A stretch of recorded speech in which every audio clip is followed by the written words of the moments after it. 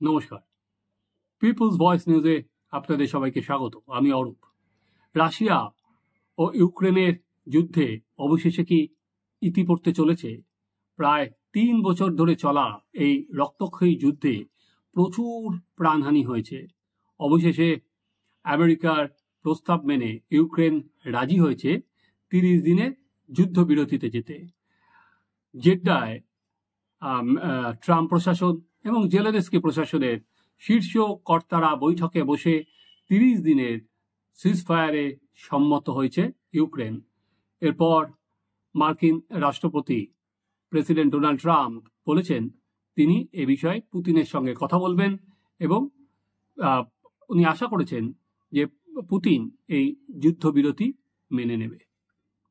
এর জন্য কিন্তু প্রায় বলা যেতে পারে জেলেনস্কিকে এক প্রকার আমরা যেটা বলি নাকখত দেওয়া, সেই নাকখত দেওয়া দিতে হয়েছে। আগে আপনাদের আমি যে স্টেটমেন্টটা আছে সেই স্টেটমেন্টটা আগে এমএই যেটা করেছে এফএ অফ ইউক্রেন আমরা পড়ে নিচ্ছি কালকের পর, আপনারা আমাদের স্ক্রিনেও দেখতে পারবেন। জয়েন্ট স্টেটমেন্ট যেটা আছে, today in Jeddah Saudi Arabia under gracious hospitality of crown prince Mohammed bin Salman, the United States and Ukraine took important step toward restoration durable peace for Ukraine. Representatives of both nations praised the bravery of Ukrainian people in defense of their nation and agreed that now is the time to begin process toward lasting peace. The Ukrainian delegation reiterated the Ukrainian people's strong gratitude to President Trump, the US Congress, and the people of the United States for making the possible meaningful progress toward peace.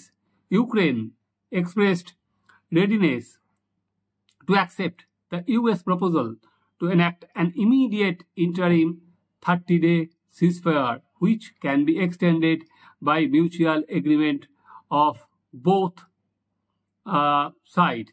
The delegation also discussed the importance of humanitarian relief efforts and a part of the peace process.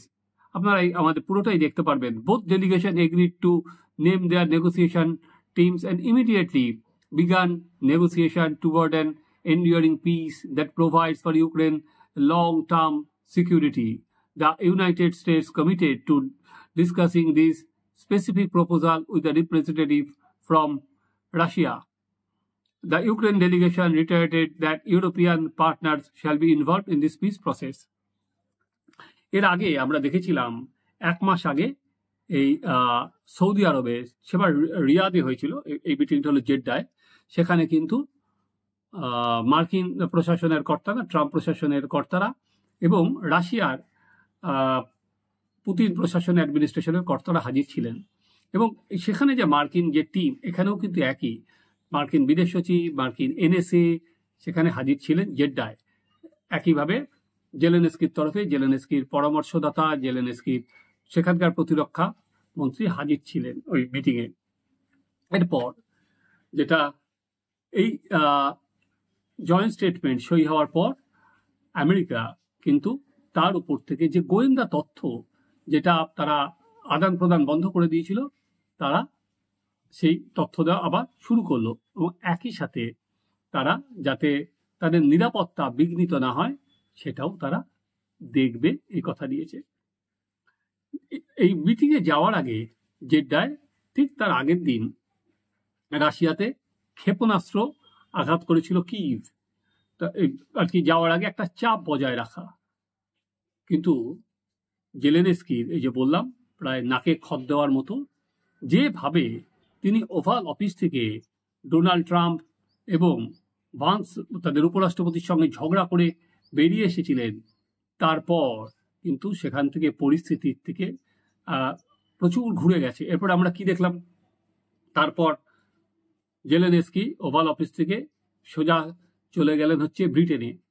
Britain তাকে বলল যে এই যুদ্ধে তাদের পাশে দাঁড়াবে। European ইউনিয়নগুলোর সঙ্গেও কথা হলো জেলেনস্কির, তারাও বললেন জেলেনস্কির পাশে দাঁড়াবেন। তারপরেও কিন্তু জেলেনস্কি টলে গেল দুটো বিষয়ে। একটা হচ্ছে আমেরিকা স্পষ্টভাবে বলে দিল যে নিরাপত্তা যে তারা আর কি তথ্য আদান প্রদান হতো, সেই তথ্য আদান প্রদান বন্ধ করে দিল। এবং দ্বিতীয়ত সবথেকে বড় যে জায়গা, প্রতিরক্ষা যে সরঞ্জাম তারা আর পাঠাবে না বলে দিয়েছে। সে জায়গায় জেলেনস্কি হয়তো বুঝতে পারলেন যে যদি আমেরিকা এটা বন্ধ করে দেয় তাহলে তাদের পক্ষে যুদ্ধ চালিয়ে যাওয়া অসম্ভব। এবারের প্রতিদানে আমেরিকা যেটা চায় সেটা হচ্ছে সেখানকার যে খনিজ পদার্থ সেটা নিয়ে যেন তাদের সঙ্গে এগ্রিমেন্ট হয়। কারণ ট্রাম্প যেটা বারবার বলছে যে এতদিন ধরে যখন তার আগের সরকার ছিল, ডেমোক্র্যাট সরকার ছিল, যেভাবে দিনের পর দিন তাদের খরচা করা হয়েছে ইউক্রেনের পেছনে, সেই খরচা তাদের তুলে দিতে হবে আর কি, পরিষ্কার হিসেব নিকেশ। তাকে এই যে শান্তি বা তাদের যে নিরাপত্তা, তাদের যে সিকিউরিটি গ্যারেন্টি, সেটা বলতে পারেন এক প্রকার কিনতে হবে, এর বাইরে কিছু নেই। এবং ট্রাম্প বারবার করে যেটা বলেছেন সেটা তিনি জেলেনস্কিকে ডিক্টেটর বলেছেন। ওখানকার যে সমস্ত বিরোধী দল আছে তাদের ট্রাম্প হাওয়া লাগিয়ে জেলেনস্কিকে সংসদে কোণঠাসা করার চেষ্টা করেছেন। এবং ইউএনএ তিনি কিন্তু সরাসরি আগের অবস্থান থেকে, ডেমোক্র্যাট সময়ের অবস্থান থেকে সরে গিয়ে তিনি রাশিয়াকে সমর্থন করেছেন। এবং সাংবাদিকদের প্রশ্নের উত্তরে তিনি বলেছেন যে তিনি অনেক বেশি পুতিনের সঙ্গে তিনি স্বচ্ছন্দ।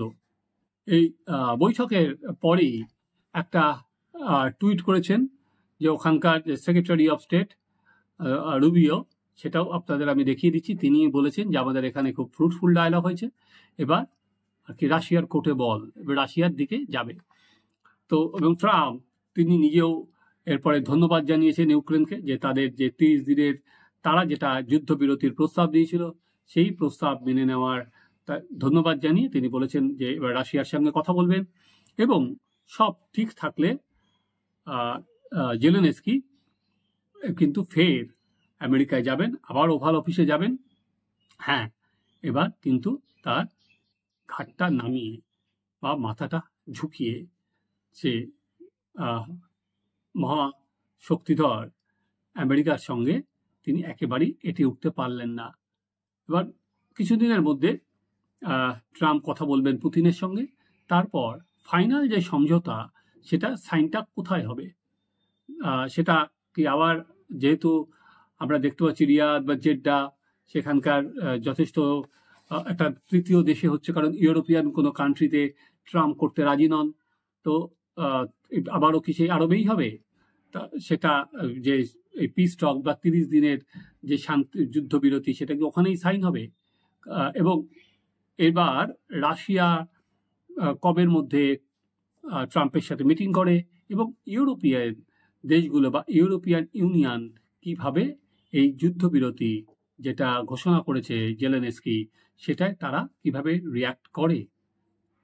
একটাই যেটা দিনের শেষে যে প্রশ্ন, এর পরেও কি জেলেনস্কি যুদ্ধবিরতি হয়ে যাওয়ার পর দেখার যে তিনি নিজের পথকে বাঁচিয়ে রাখতে পারেন, ইউক্রেনের বাসিন্দারা কি তার পাশে এসে দাঁড়ান, যুদ্ধবিরতি ঘোষণার পর ট্রাম্পের অবস্থানই বা কি হয়, বা অন্যান্য ইউরোপিয়ান যে সমস্ত দেশ আছে তাদের অবস্থানই বা কি হয়।